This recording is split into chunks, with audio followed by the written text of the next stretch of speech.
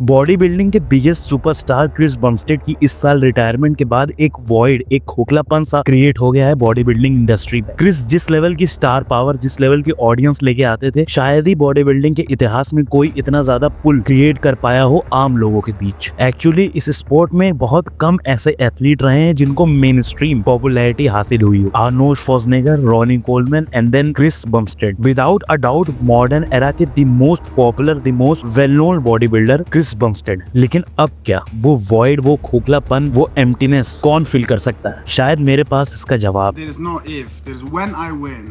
The fact that Ali is running his mouth and being who he truly is making everyone excited about the men's physique. Ali Bilal या फकीर Mohammad Afghanistan nationality के पहले Olympian है। Ali compete करते हैं body building के men's physique division में, और उस डिवीजन के one of the most genetically gifted body builders में से हैं अली। उनकी फिजिक में pinnacle, absolute best muscle group उनके एब्स, उनका मिड सेक्शन, एब्डोमेन मसल्स के साथ साथ उसके सराउंडिंग मसल्स भी एक्सट्रीमली वेल डेवलप्ड हैं अली बिलाल के। दोस्तों, मेंस फिजिक डिवीजन एक्चुअली वो डिवीजन है जहाँ पे आपको अपने सुपीरियर जेनेटिक्स शोकेस करने होते हैं। आपका क्रेजी वीटी पर जजेस के सामने आपको प्रेजेंट करना होता है, आपका परफेक्ट फ्रेम आपको दिखाना होता है। इस डिवीजन में बहुत जरूरी है कि बॉडी बिल्डर्स के शोल्डर्स या क्लेविकल बोन्स एक्सट्रीमली वाइड हो, उनके एब्स ब्लॉकी और परफेक्टली सिमेट्रिकल हो। और जो सिमेट्रिकल का मतलब नहीं जानते, मैं उनको समझा दूं। दोस्तों, सिमेट्री का मतलब सिर्फ इतना होता है कि बीच से अगर आपको काट दिया जाए तो आपकी लेफ्ट साइड आपके राइट साइड से कितनी ज्यादा मैचिंग, जितना ज्यादा लेफ्ट और राइट साइड सिमिलर होंगी उतना बेहतर सिमेट्री होगी एक इंसान। तो यहाँ वो बहुत जरूरी है। एक अच्छा वेल डेवलप्ड मिड सेक्शन के अलावा यहाँ बहुत जरूरी है कि कॉम्पीट करने वाले बॉडी बिल्डर्स की वेस्ट भी टीनी टाइनी छोटी हो, जिससे वो टेपर परफेक्टली शोकेस हो। और इन सभी एस्पेक्ट्स में अली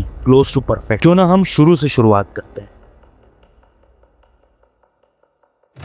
दोस्तों, अली का पहला शो जहां से उनको पॉपुलैरिटी, फेम मिलना शुरू हुआ, वो शेरू क्लासिक इटली 2022 था, जिस शो में पहली बार मेंस फिजिक डिवीजन में उन्होंने ओवरऑल जीता था। दोस्तों, 2022 में शेरू क्लासिक इटली खेलने के बाद अली उसी साल आर्नोल्ड क्लासिक यूके में भी कॉम्पीट करते हैं, और आर्नोल्ड क्लासिक यूके में कॉम्पीट करके उस शो को भी डोमिनेटिंग फैशन में अली जीत लेते हैं, जहां से अली का राइज शुरू हुआ। लेकिन 2022 के बाद एक्चुअल लिटरल मोमेंटम उन्होंने तब गेन किया जब 2024 के सीजन में उन्होंने दो काफी बड़े शोज जीते, और उसके बाद ओलंपिया में सेकंड प्लेस हुआ। और बीच में 23 में क्या हुआ तो वो तो हमें मालूम ही है। लेकिन बात यह है कि कंट्रोवर्सी भुवन और राहुल के बीच में नहीं, बल्कि भुवन और अली के बीच में बढ़ गई। सबसे पहले 2024 न्यूयॉर्क प्रो में उन्होंने उस साल की ओलंपिया क्वालिफिकेशन अपने नाम की। उसी मोमेंटम को लेके वो पिट्सबर्ग प्रो में गए, जहां पिट्सबर्ग में भी जीत के एक बहुत बड़ी स्टेटमेंट दी अली बिलाल। और अपने इसी डेंजरस मोमेंटम के साथ 2024 मिस्टर ओलंपिया में उनकी आउटस्टैंडिंग परफॉर्मेंस हमने देखी, जहां पूरी डिवीजन में सिर्फ एक एथलीट था जो कि उनको बीट कर पाया, रायन टेलर। दोस्तों, 2024 के मिस्टर ओलंपिया में कॉम्पीट करने से पहले अली को खुद नहीं उम्मीद थी कि वो इतने हाई मिस्टर ओलंपिया में प्लेस होंगे। लेकिन दोस्तों, ऑन स्टेज उनका पैकेज एक्चुअली अनडिनाइबल था। क्रेजी कंडीशनिंग और हर एक मसल कंप्लीट हार्मनी में था। उनकी फ्रंट तो एक्चुअली अनबीटेबल थी। अगर शो सिर्फ फ्रंट से देखा जाता तो मुझे नहीं लगता कोई भी अली को बीट कर सकता था, उनके क्रेजी मिड सेक्शन की वजह से। लेकिन एक चीज जो कि अली की फिजिक में बहुत लैग कर रही थी, वो उनकी बैक। रायन की इस शो में हमने एक फिनोमिनल बैक देखी, परफेक्ट मसल बेलीज के साथ परफेक्ट डेवलपमेंट भी है उनकी बैक। जहां इस ओलंपिया के बाद अली ने हर एक जज से फीडबैक मांगा, ये पूछा कि क्या वो ऐसा कर सकते हैं जिससे अगले साल वो इस पूरे शो को जीत जाए,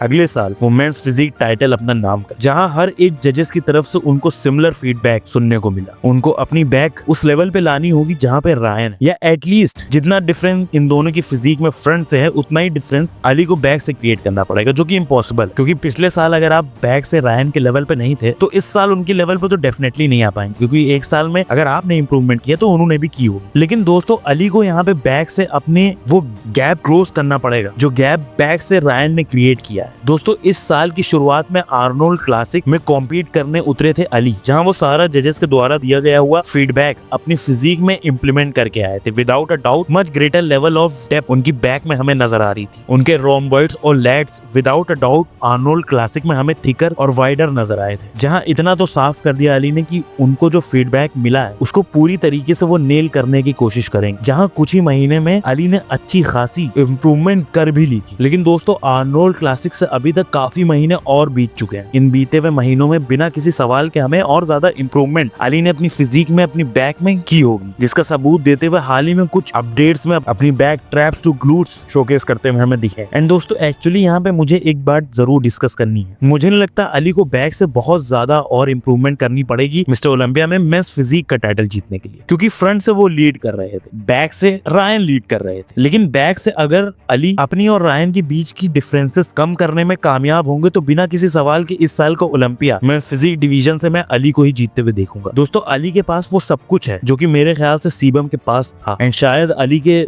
आर्सेनल में कुछ चीजें और भी हैं, जैसे ट्रैश टॉकिंग। दोस्तों अली की एक ऐसी पर्सनैलिटी है जो कि आराम से वो चाहे तो ओवर कर सकते हैं फैंस के बीच, और ओवर का मतलब खत्म नहीं है मेरा यहाँ से, ओवर मतलब और ऊपर कर सकते हैं। दोस्तों सीबम क्यों सुपरस्टार बने? एक कमाल की aesthetic physique, pretty face, humble, confident and overall perfect. दोस्तों ये सारे एट्रीब्यूट्स अली बिलाल के पास भी हैं। अली के पास ऑडियंस भी है, अली के पास इंडियन फैंस हैं क्योंकि वो हिंदी में कम्युनिकेट करते हैं, जिससे ऑलरेडी हम उनसे रिलेट करते हैं। अफगानिस्तानी फैंस भी उनके, एंड एक्चुअली मेरे हिसाब से यहाँ पे पूरे सब कॉन्टिनेंट के लोग मोस्ट डेफिनेटली अली के फैंस हैं। मतलब उनके ऊपर एक्चुअली आईबॉल्स है, उनको लोग देखना चाहते हैं, उनको लोग सुनना चाहते हैं, वेरी सिमिलर टू सीबम। और साथ ही में मेरे हिसाब से एक ऐसा पॉइंट है अली के पास जो कि शायद सीबम के पास नहीं था, या अगर था भी तो उन्होंने कभी हम लोग को दिखाया नहीं, उनकी एबिलिटी टू ट्रैश टॉक, जो कि दोस्तों बहुत जरूरी है किसी भी स्पोर्ट के लिए। अगर कॉर्नर और हबीब के बीच में ट्रैश टॉकिंग ना हुई होती तो शायद बहुत लोग आज यूएफसी के बारे में ना जानते। अगर जेरेमी अपने ओपोनेंट्स को उल्टा सीधा ना बोलते तो शायद आज इंडिया में मेंस फिजिक इतना पॉपुलर ना होता। दोस्तों लोगों को ट्रैश टॉकर नहीं पसंद है, लोगों को वो ट्रैश टॉकर पसंद है जो कि अपने कहे हुए अल्फाजों को बैक कर पाए, जो कि जो बोल रहा है उसको करके भी दिखा पाए। और मेरे ख्याल से अली करेंटली हर वो चीज कर सकते हैं जो कुछ भी वो क्लेम कर रहे हैं। करेंटली वो मेंस फिजिक डिवीजन के आराम से लीडिंग मैन बन सकते हैं, और मेरे ख्याल से यही एक ऐसी ट्रिक है जो कि मेंस फिजिक की पॉपुलैरिटी को क्लासिक फिजिक के लेवल तक ला सकती है। क्योंकि मेरे हिसाब से अली फकीर बिलाल बॉडी बिल्डिंग के नेक्स्ट सुपर डुपर स्टार होने वाले हैं। आप चाहें तो लिख के ले सकते हैं। इसी के साथ अगर आप लोग को वीडियो अच्छी लगी हो तो लाइक कर दीजिए, सब्सक्राइब कर दीजिए काफिल हिंदी चैनल को, बेल आइकन दबा दीजिए। चलिए आपसे अगली वीडियो मिलते हैं, तब तक के लिए बाय।